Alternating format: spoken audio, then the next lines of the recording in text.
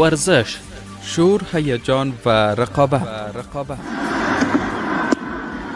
له ملي ډګرونو تر نړیوالو سیالیو، اخبار، مصاحبه با نخبگان ورزش، مطالب آموزنده و علمی. دا ټول د حریت رادیو له ورزش خپرونې څخه. این برنامه را روزهای پنجشنبه ساعت 8:30 صبح و تکراری آن را در همین روز ساعت 5 بعد از ظهر از رادیو حریت شنونده باشید.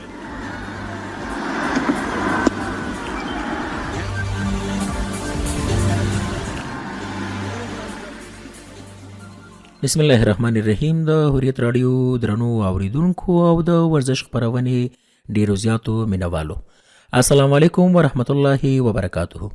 تمه ده چې ټول به راته رکرو خوشحاله او د ژوند په چارو کې به برلاسي واوسیږئ. د ورزش خپرونې وخت را رسیدلی دی او د خپرونې کوربه مو زه محمد شریف همت یم. تمه ده چې خپرونه را سره تر پایه واورئ او دغه خپرونه ستاسې د خوښې وړ وګرځي. نن خپرونه مو 3 برخې لري. په لومړۍ برخه کې د ورزش له ډګره وروستي او مهم خبرونه، په دوهمه برخه کې تفسیر او په دریمه برخه کې ستاسې لپاره زموږ همکارانو ورزشي راپورونه چمتو کړي دي. لومړۍ برخه د ورزش له ډګره وروستیو مهمو خبرونو ته وګرځو.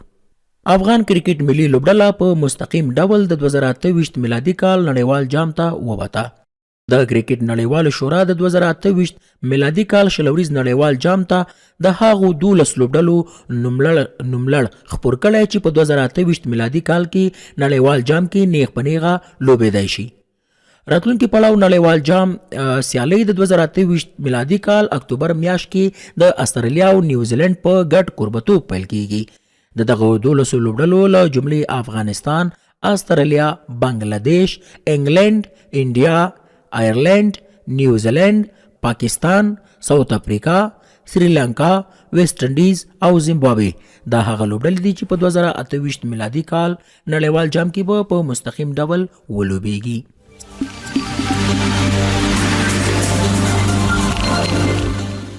د فراه ولایت د کرکټ شلوریزې سیالۍ چې پکې د بیلابیلو ولسوالیو او مرکز لوبډلو برخه اخیستې وه، د فراه مرکز لوبډلې په اتلولۍ پای ته ورسېدې. په پایلوبه کې فرای مرکز لوبډلې د فرارود لوبډلې ته ماتې ورکړه او د سیالیو اتلولي خپله کړه. د پایلوبو په مراسمو کې نیاز محمد نیازی د غوره توپ وهونکي او نصیر احمد د مخکښ توپ اچوونکي جایزې ترلاسه کړې.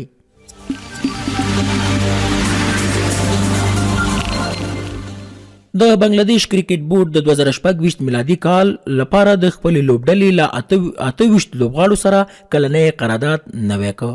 دغه قرارداد په 4 کټګوریو کې شوی چې په A کټګورۍ کې نجم الحسین شانتو، مهدي حسن میراز، لیتون داس او تسکین احمد ته ځای ورکړل شوی دی. پاتې 24 لوبغاړو سره په B، C او D ګروپونو کې قرارداد شوی دی.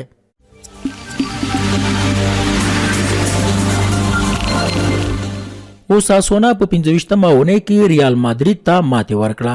د اسپاني فوټبال غوره لیګ په 25مه اونۍ کې اوساسونا او ریال مادرید لوبډلې مخامخ شوې چې له یوې هرړخیزې لوبې وروسته اوساسونا پکې سیالۍ لوبډلې ته 1-2 په مقابل کې ماتې ورکړه. په دغه جذابه لوبه کې اوساسونا په ګټه انټي بیوډمیر او راول ګارسیا ګولونه ووهل او ریال لپاره بیا وینسیوس جونیور یوازینی ګول وواهه. په خوست ولایت کې د کورنۍ کرکټ څانګې له لوري د دې ولایت په مرکز میسانک لوبغالي کې د قدم لسوریز لیګ تر نامه لاندې کرکټ سیالۍ پیل شوې.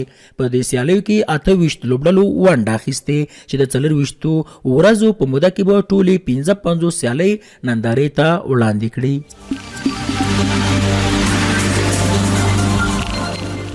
د غزنی ولایت کرکټ امریت له لوري د دې ولایت په اندړو ولسوالۍ کې رمضان جام په نوم کرکټ سیالۍ پیل شوې. په دې سیالیو کې 8 لوبډلو ونډه اخیستې چې د 18 ورځو په موده کې به خپلې سیالۍ نندارې ته وړاندې کړي.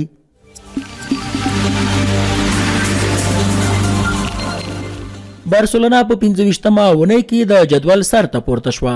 د اسپاني فوټبال غوره لیګ یعنی لا لیګا په 25مه اونۍ کې بارسلونا سیالي لیوانټي لوبډلې ته 0-3 په ماتې ورکولو سره د جدول سر کې راغله. په دغه جذابه لوبه کې بارسلونا لپاره برنال ډي جنګ او فرمین لوپیز ګولونه ووهل. د یادونې وړ ده چې له دې وړاندې ریال مادرید په 60 نمرو لومړی مقام کې ځای درلود.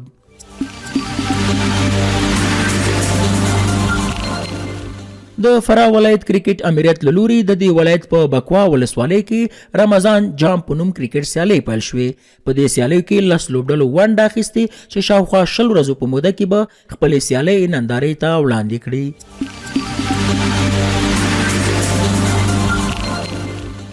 الاهلي لوبډلې په 18مې بریا سره النصر د جدول له سره راښکته کړه.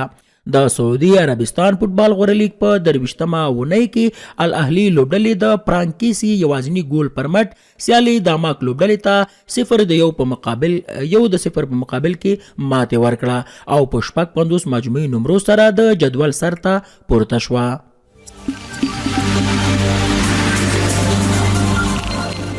افغان کرکټ بورډ د سریلانکا ملي لوبډلې په وړاندې د 3 شلوریزو او 3 ورځنۍ سیالیو جدول خپور کړ.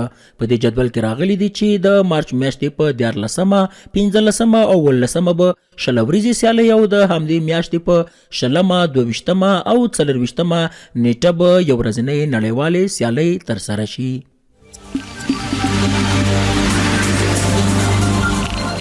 ترین کوټ کې رمضان جام کرکټ سیالۍ پیل شوې.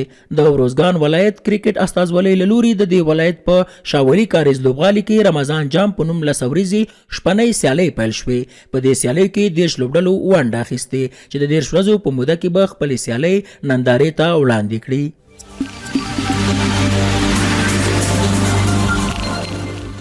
انګلستان د پاکستان په ماتولو سره نیمه پایلوبې ته وواته.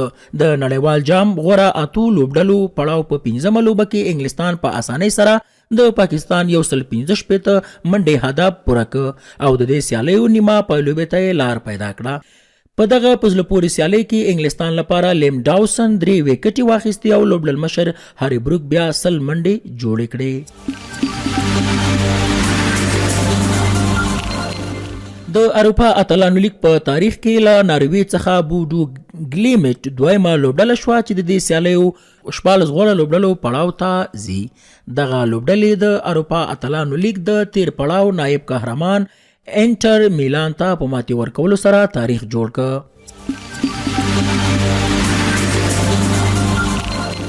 کابل کې د فوټبال شل روزونکو ته 3مه درجه روزنیز کورس پای ته ورسېده. د افغانستان فوټبال ملي فدراسیون په مرسته او د فوټبال آسیایي کنفدراسیون AFC له لوري د هیواد له بیلابیلو ولایتونو څخه شل روزونکو ته د فوټبال 3مه درجه لایسنس روزنیز کورس پای ته ورسېده. یاد روزنیز کورس د فوټبال آسیایي کنفدراسیون مدرس او د افغانستان فوټبال ملي فدراسیون رئیس محمد یوسف کارګر له لوري ترسره شو چې روزونکو ته پکې د فوټبال په ټولو برخو کې عملی او نظری زده کړې ورکړل شوې. د یاد کورس په پای مراسمو کې د فوټبال ملي فدراسیون اجرایوي غړي عبدالحق فیضي د روزنې په برخه کې د ښاغلي کارګر هڅې وستایلې او د روزنې 3مه درجه د فوټبال د روزنیزې برخې لومړی ګام وباله او تمه یې وښوده چې دا ډول روزنیز پروګرامونه دوام ومومي.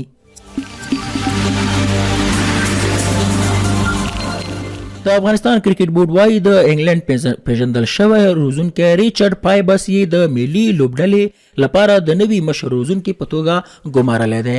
د افغانستان کرکټ بورډ د سه شنبې ورځې خپره شوې اعلامیې له مخې ریچارډ پایبس به د سریلانکا په وړاندې راتلونکي لوبډلې مخکې له افغان لوبډلې سره یوځای شي. نوموړی په داسې حال کې د مشر روزونکي په توګه ګمارل کیږي چې 13 اونۍ د جاناتن ټراټ کاري موده پای ته ورسېده. هغه له 2022 میلادي کال راهیسې د افغانستان کرکټ ملي لوبډلې مشر روزونکی و.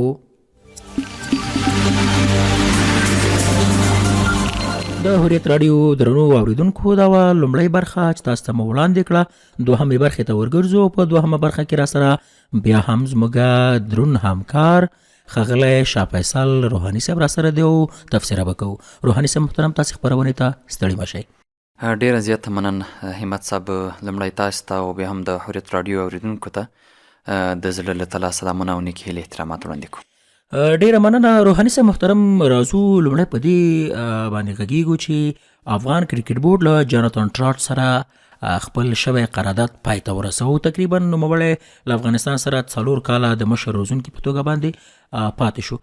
تازه داسې اعلامیه خپره شوې ده چې د انګلستان اوسیدونکی ریچارډ پایبس چې له دې وړاندې له سویلي افریقا، له پاکستان او همدارنګه په 2014 کال کې له بنګلادیش سره د مشر روزونکي په توګه پاتې شوی و. نوموړی که څه هم یوازې یوه لیسټ ای سیالۍ ترسره کړې ده، کومه نړیواله لوبه یې نه ده کړې، مګر د روزونکي په توګه باندې ډیره تجربه لري. ستاسې په اند باندې د جاناتان ټراټ په ځای باندې د ریچارډ پایبس راتګ د افغان کرکټ لپاره څه ډول ارزوئ؟ ډیره اهمه او ضروري برخه ده همت صاحب. جاناتان ټراټ که وګورو هغه څوک و چې تازه یې د افغان ملي لوبډلې سره لارې جلا کړې. په افغان ملي لوبډلې کې د روزنې یعنې په ټوله کې ګورو هیډ کوچ دنده پر مخ وړله. ټراټ نړیوالې سیالۍ هم کړي دي. همداراز شاید ډیر نور لوبډلو ته هم یو سینیر با تجربه کوچ حیث دای قرارداد تر سره کړي یا ورسره وکړي. د پایبس راتګ افغان لوبډلې ته به هم وګورو چې څنګه تمامیږي. لا هم افغان لوبډلې سره د ده هغه تجربې، هغه څه چې د په نړیوال کرکټ کې لا نه دي ترلاسه کړي دي یا نړیوالې لوبې نه دي کړي دي، نو د ده د تجربو په اساس لکه څنګه چې تا په خپل خبر کې ویلې، ده د بنګلادیشي لوبډلې، همداراز پاکستاني لوبډلې او سویلي افریقایي لوبډلې په لوبډله کې هم د روزنې دنده پر مخ وړې ده. نو که وګورو ټراټ ډیر یو هغه څه وړاندې کړل افغان لوبډلې ته چې ضروري ول. له 2022 کال نه تر 2026 کال پورې موږ سره اوږد مزل ترسره کړل او افغان لوبډله وتوانېدله چې د ده په کوچینګ کې هغو لوبډلو ته ماته ورکړي چې چا یې فکر هم نسو کوی. انګلستاني لوبډله مات شوه، پاکستان مات شو، همداراز نیوزیلند مات شو، استرالیا مات شوه، قوي لوبډلې د نړۍ مخکښې لوبډلې مات شوې. نو هیله ده چې پایبس هم ښې تجربې موږ دا ویلی سو چې د نړیوال لوبې نه دي کړي، خو شاید د سره داسې یو څه وي چې افغان لوبډلې ته یو ښه زیری وي او یو ښه کوچینګ وکړي. نو د پایبس نوی راتګ هیله ده چې افغان لوبډلې پورې بختور تمام شي. زه هیله لرم چې افغان لوبغاړي ډیر زیات څه ترې زده کړي، ولې چې نړیوالې لوبې نه دي ترسره کړي، بیا هم هیله ده چې یو څه مثبت افغان لوبډلې ته وړاندې کړي. روحاني صاحب محترم، د کرکټ له مینوالو سره یو قسم اندېښنه راولاړه شوې ده، او اندېښنه دا ده دوی وایي چې څنګه له داسې روزونکي سره قرارداد ترسره شي چې هغه دې په خپله کوم نړیواله لوبه نه وي کړي. فرض کوو دوی وایي چې ریچارډ پایبس په څه ډول باندې اوس په افغان لوبډله کې محمد نبي ته روزنه ورکړي. محمد نبي نو تقریبا د افغانستان د کرکټ له پیله تر دې مهاله پورې په لوبډله کې شتون لري. همدارنګه څنګه ګوربز ته د روزنه ورکړي، څنګه راشد خان ته د روزنه ورکړي، داسې ورته نور لوبغاړي. ته دغې اندېښنې ته په څه ډول باندې ځواب ورکولی شي چې آیا ضروري ده چې یو روزونکی د لوبغاړی پاتې شي که نه؟ دا ضروري نه ده چې لوبغاړی دې واوسېږي او بیا دې د روزنې برخه مخ ته ویسي. همت صاحب تجربه چې دا د انسان په ژوند کې په ټوله کې دا که وګورو دغه د هر شي مور بلل کېږي. هغه څوک چې تجربه ولري په هر بخش کې، نو هغه ډیر په ټوله معنا دی پوره وي، ځکه د ژوند مثبت او منفي اړخونه لیدلی وي. پایبس چې نړیوالې لوبې نه دي کړي او زموږ د افغان کرکټ ملي لوبډلې د کوچینګ په حیث دلته مقرریږي، هم قرارداد ورسره کېږي. ما مخکې هم یادونه وکړه ساوت افریقا لوبډله یا سویلي افریقا لوبډله دا یو کمزورې لوبډله نه ده، دی چې د هغې لوبډلې کوچینګ پاتې کېږي او هغه هیواد د سره قرارداد کوي، نو حتما یو څه به یې پکې لیدلی وي. ګر چې د پر نړیواله کچه باندې لوبې نه دي کړي، اما داسې تجربې شته چې د نړیوال مشهورو کوچانو یا په ټوله کې روزونکو سره مساوي وي یا ورسره ورته وي. که راسو هندي لوبډلې د هند هیواد البته هغه کوچینګ یا هغه روزونکی چې افغان لوبډلې سره و راجپوت چې د زیاتې نړیوال لوبې نه وې کړې، اما افغان لوبډلې له هغه سره یو کلن یا هم د 1.5 کال شاوخوا په موده کې مزل وکړ. ډېر زیات یو څه یې ترلاسه کړل. نو همداراز د پاکستاني لوبډلې کوچینګ هم 5 ترسره کړی دی بنګلادیشي چې 2012 شاوخوا کې تاسو نوم ماخیستی 2012 کې دی د کوچینګ برخه کې د بنګلادیش کرکټ بورډ سره پاتې سوی یا لوبډلې سره پاتې سوی. نو حتما دی به تجربې لري. نو هیله ده چې د ده هغه کومې چې د نړیوال په سطحه موږ غوره بولو د ده د نړیواله په سطحه تجربې نه دي که کم هم دي خو اما د نړیوال کرکټ په سطحه که وګورو پاکستاني لوبډله ښه لوبډله ده، بنګلادیشي لوبډله ښه لوبډله ده، سویلي افریقایي لوبډله چې نن تاسو یې بولئ ډېر یو بهترین لوبډله ده. تېره شپه یې هندۍ لوبډلې ته هم ماته ورکړه او اټکل کېږي چې 2026 نړیوال جام هم دوی وګټي یا هم ترلاسه کړي. نو چې د سویلي افریقایي لوبډلې کوچینګ پاتې سوی حتما یو څه ورته ورښودلي لوبغاړي ته او هغه لوبډله اوس تر دې حده رسېږي چې 2026 نړیوال جام د ګټلو ادعا کوي. ما په خپله په روحاني صاحب د ریچارډ پایبس په اړه باندې ولوستله کوم چې د خپل خپل خبره ده دی وایي چې ما پرون اسنه هاتیا کال کې د خپل هیواد لپاره یوازې یوه لیسټه لوبه وکړله. زه په هغې کې ټپي شولم. کله چې زه بیرته ما غوښتل چې زه کرکټ ته راوګرځېږم بیرته زه بیا ما موټر ټکر کو زه بیا زخمي شولم. نو د دې وجې تر 1993 پورې زه ما ونه شو کولی چې زه نړیوال کرکټ ته راشم. اما کله چې په 1993 کې دی د پاکستان لوبډلې کوچ ټاکل کېږي په هماغه کال باندې پاکستاني لوبډله د نړیوال جام پایلوبې ته وځي. نو دا په خپله یوه لویه لاسته راوړنه ده. تر څنګ یو بله موضوع روحاني صاحب چې په وروستیو کې راولاړه شوې ده هغه دا ده چې د کرکټ بورډ او د راشد خان ترمنځ ستونزې راولاړې شوې دي او داسې اوازې هم شته دی چې لکه څنګه چې جاناتن ټراټ له د هیډ کوچ یا د مشر روزونکي په حیث باندې نور له افغان لوبډلې سره نشته دی. شاید چې په نږدې راتلونکي کې راشد خان هم له د لوبډل مشر په حیث له لوبډلې سره ونه اوسېږي. ستاسې په نظر باندې که راشد خان د شلوریز کرکټ لوبډل مشرۍ لرې کېږي په افغان لوبډله کې بل داسې کوم لوبغاړی شته دی چې هغه به دغه لوبډله رهبري کړي او مشري به یې وکړي؟ همت صاحب د ټراټ تګ هم د لوبډلې لپاره یو څه خواشینونکی ده او البته د لوبغاړو لپاره. او همداراز کله چې راشد خان ځي له لوبډل مشرۍ ایسته کېږي پر ځای بل افغان لوبغاړی راځي او لوبډل مشر انتخابېږي حتما راشد خان هغه لوبغاړی ده چې زیات تجربو به برخه لوبغاړی ده. تاسې وکتل په دغه نړیوال جام کې هم افغان لوبډلې ډېرې ښایسته لوبې کړي. د کاناډا خلاف لوبه راواخلئ، د اماراتو خلاف، همداراز د سویل افریقې خلاف، نیوزیلند خلاف. راشد یو نړیوال لوبغاړی ده. د راشد د تجربو په اساس نور لوبغاړي که د افغان لوبډلې مثلا کپتان ټاکل کېږي نو د راشد په اساس به تجربې کمې وي. مثلا په لوبډله کې اوس چې له راشد پرته با تجربه لوبغاړی ګڼل کېږي یا ډېر حساب پرې کېږي شاید رحمان الله ګربز اوسي، ابراهیم زدران اوسي یا هم عظمت الله عمرزی اوسي. عظمت هغه اپشن ده کوم چې په کور دننه شپږیزه لیګ کې اتلولۍ ګټلې ده امون هنګانو لوبډلې ته پرله پسې دوه ځلې ګټلې ده او دای د لوبډل مشر په صفت د هغې لوبډلې لوبډل مشري چې کوله نو هغه لوبډله یې تر فاینله ورسله او هماغه و چې ګټونکی د هغې ټرافي هم شو. نو له راشد وروسته زما په اند عظمت الله عمرزی یو ښه اپشن ده ځکه ټول چاره لوبغاړی ده. هغه ټول چاره لوبغاړي چې لوبډل مشري ترسره کوي نو زما په فکر هم به یې د توپوهنې برخې ته او هم به یې د توپ اچونې برخې ته ډېر زیات فکر وي. لکه راشد هم ټول چاره لوبغاړی که چېرته عظمت الله عمرزی راځي نو دا به یو ښه اپشن وي. او که اورېدونکو ته له بل اړخه یو ډاډګینه نه ورکړو چې دا مهمه نه ده چې ښه لوبغاړی دی حتما لوبډل مشر اوسېږي.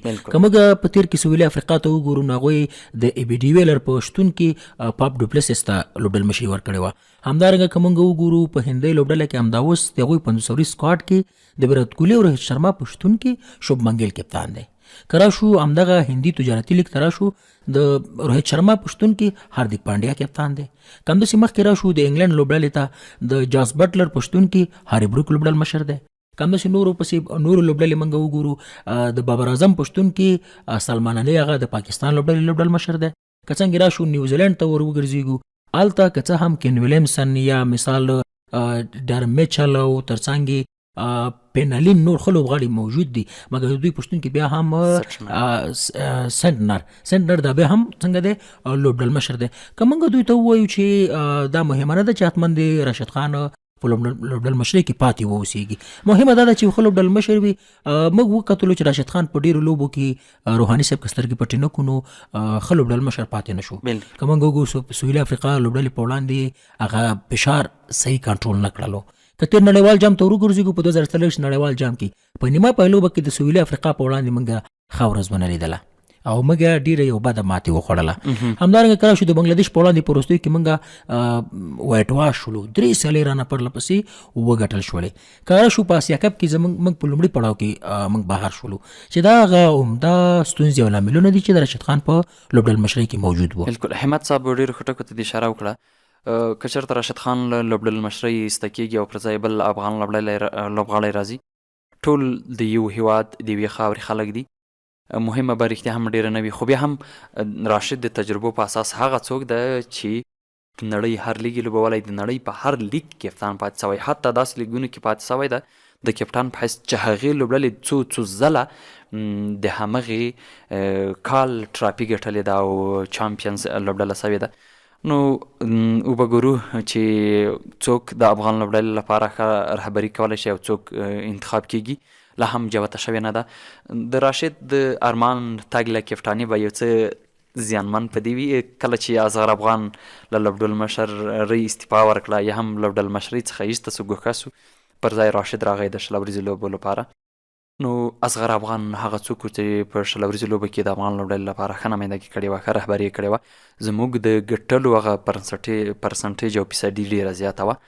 نو هیله ده چې داسې یو افغان لوبغاړی انتخاب شي تر څو د لوبغاړو ترمنځ اتحاد اتفاق وساتل شي او هغه لاسته راوړنې دوی په راتلونکي کې ولري کوم چې افغان لوبډلې لا نه دي ترلاسه کړي یا هم نه دي لرلي. روحاني صاحب وروستۍ پوښتنه کوو، د خپرونې وخت هم په ختمېدو دی، البته د دغې برخې روحاني صاحب که بیرته هماغه ریچارډ پایبس ته ور وګرځېږو، که تاسې د یو کرکټ مبصر په توګه باندې ریچارډ پایبس ته لارښوونه کوئ چې په افغان لوبډله کې دغه ستونزې شته دی، دغه هغه ستونزې چې له ډېر وخته نه دي حل شوي یا د هغه ستونزې دي چې باید حل شي، نو تاسې به د افغان لوبډلې کومې ستونزې پایبس ته په نښه کوئ؟ پایبس د یو مبصر په حیث پایبس باید په افغان لوبډله کې لومړی دا چې هیډ کوچ ټاکل کېږي هم ټاکل شوی او د افغان لوبډلې د روزنې برخه ورته سپارل شوی، باید د لوبغاړو پوزیشن تعیین کړي، معلومې کړي. آرډر کې زموږ ستونزه وه، الحمدلله اوس درویش رسولي راغلی ده، یو څه هغه ستونزه کمه لیدل کېږي. زموږ هیله او ارزو دا ده چې دغه د ماینز میډل آرډر لوبغاړي ښه وروزي، ښه ټریننګ ورکړي او داسې باثباته لوبغاړي ترې جوړ کړي تر څو زموږ په هر وخت کې په درد خوړل شي او هر وخت کې اعتماد باور پې وکړو. همداراز د اخري اورونو دپاره یو بهترین هیټر، یو داسې هیټر چې هغه وکولی شي هغه انینګز او خاتمې ته ښه پای ورکړي، یو بهترین فنیشر پیدا کړي په لوبډله کې تر څو هر وخت اعتماد او باور پې وسي. که راسو سټنډیزۍ لوبډلې ته ډېر ښایسته فنیشران دي ورسره، شیرپان ریدرفورد که وګورو، یو بهترین رومان پاول که وګورو، همداسې نور لوبغاړي دي چې ډېر زیات اعتماد پې کېږي. که چېرته 2 اوره پاتې 10 منډې ډېر زیات اټکل پې کېږي چې شاید پوره یې کړي. خو هیله مو دا ده چې د نجیب زدران له تګ وروسته یا هم د هغه له لوبېدو وروسته موږ یو ښه فینشر لوبډله کې نه لرو. که چېرته یو ښه فینش، ښه میډل آرډر په افغان لوبډله کې جوړ کړي نو ډېر زیات مؤثر به وي. ډېره زیاته مننه روحاني صاحب چې راغلی او تفسیر کې مو برخه واخیسته. کور ودان، مننه، خیر اوسئ. درنو اوریدونکو، دا وه د تفسیري برخه. ورځو درېیمې برخې ته. په درېیمه برخه کې زموږ همکارانو له کاپیسا، خوست او ننګرهار څخه ورزشي راپورونه چمتو کړي دي. راپورونه ورو بیرته راګرځو.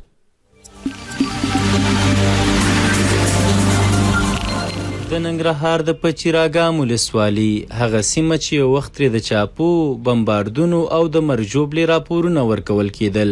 په دغه سیمه خو بهتره ټول افغانستان بلکې ټولې نړۍ ته معلومه وه چې پچیراګام ولسوالي، بیا به پچیراګام ولسوالۍ کې توره بوړه وه، دلته 20 کاله جګړې وي. نو الحمدلله د اسلامي امارت په راتګ سره دلته امن راغلی دی. دلته دا یو یوازې نه به پچیراګام، عملاً تاسو ګوره دا مینوالو خلک ګورئ دا چې دا دا د امن برکت دی. خو اوس په دغه لرې پرته سیمه کې د شته امنیت له برکته د کرکټ لوبې نندارې ته زرګونه کسان راټول شوي. لوبغاړي خوښ دي چې اوس د امن په فضا کې خپل استعدادونه ازمایي، خو له کرکټ بورډ څخه په لرې پرتو سیمو کې د معیاري لوبغالو او د روزنځایونو د جوړېدو غوښتنه کوي. خوښ یم چې دغسې لیکونه او دغه پلیره چول کیږي، خو متاسفانه چې موږ په دغه ځای کې د کرکټ دپاره ګراونډونه نه لرو. د کرکټ بول چارواکو نه مو دا هیله ده چې موږ ته د ګراونډونو لپاره هغه زمینه مساعده کړي چې موږ ته ښایسته ګراونډونه جوړ کړي، موږ ورکې خپل لوبې وکړو. ولې نه ماشاءالله دلته ټینسیان هم ښه دي، هټبال والا هم ښه دي چې یو هټبال پیچ جوړ شي موږ ته او یو ټینس. انشاءالله دلته ښه استعدادونه شته چې ملي ټیمه پورې لاړ شي. په ورته مهال د ننګرهار د کرکټ ولایتي ادارې مسؤلین بیا ډاډ ورکوي چې د لرو پرتو سیمو استعدادونو د پاللو لپاره ژمن دي چې د ښار په روزنځایونو کې لوبغاړو ته روزنه ورکړي. همداراز دوی وویل هڅه کوي چې په هر ولسوالۍ کې یو روزنځای او یو د کرکټ لوبغالی جوړ کړي. چې کوم لوبغاړي تاسو غواړئ هغه مسلکي کرکټ وکړي او اطرافو کې د زمینه نه برابره، نو جلال آباد ښار کې د هغوی لپاره موږ اکاډمیان لرو، شخصي اکاډمیانو کې ورته داخله کولی شو، خپله زموږ نیشنل اکاډمي د هغې کې هم داخله ورکولی شو. خو مشخصا ستاسو د پوښتنې په جواب کې باید دومره ووایم چې موږ د کرکټ بورډ سره په هماهنګۍ او د ولایت او د حکومت سره په هماهنګۍ موږ کوشش کوو چې په هر ولسوالۍ کې یو اکاډمي او یو منظم ګراوند د لوبغاړو لپاره ورغوو. هیواد کې د شته امن له برکته اوس هغو سیمو ته د خلکو تګ راتګ زیات شوی چې یو وخت د جګړو له امله د خلکو له نظره پټې پاتې وي. عزیز الحسن نعماني، حریت راډیو، د ننګرهار په چراګام ولسوالي.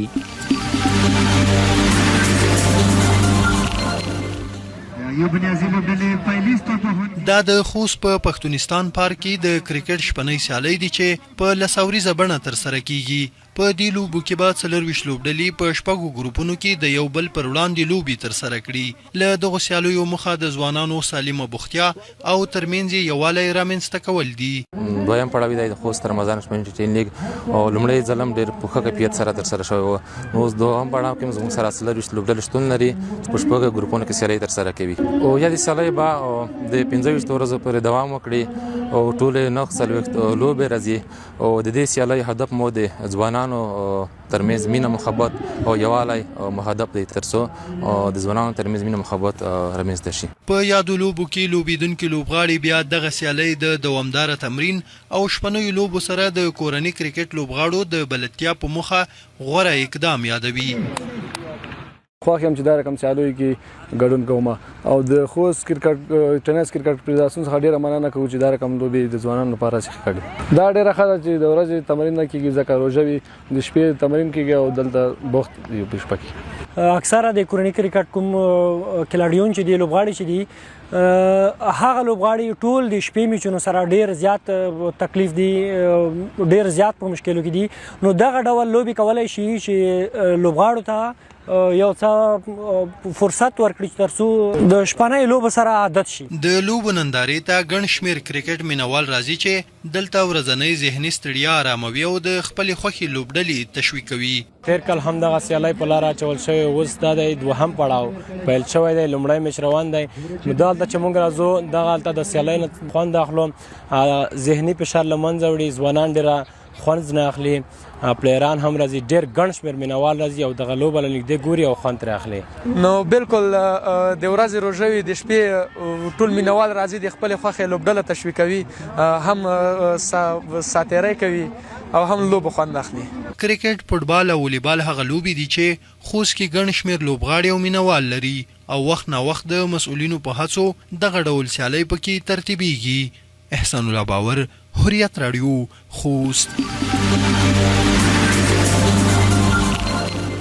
د حریت راډیو درنو اوریدونکو او د ورزش خپرونې مینوالو، دا و د دې ونې لپاره د ورزش خپرونه چې ما محمد شریف همت د خپلو همکارانو پر مټ او ملتیا تاسو ته وړاندې کړه. تر بیا او بلې خپرونې چې ستاسې په درانه حضور کې حاضرېږو، موږ ته اجازه راکئ. هر چیرې چې یاست ښه د باد او خوشحاله اوسئ. د الله په امان.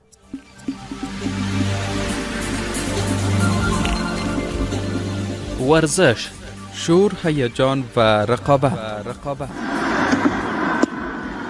له ملي ډګرونو تر نړیوالو سیالیو. اخبار، مصاحبه با نخبگان ورزش، مطالب آموزنده و علمی. دا ټول د حریت رادیو له ورزش خبرونه څخه.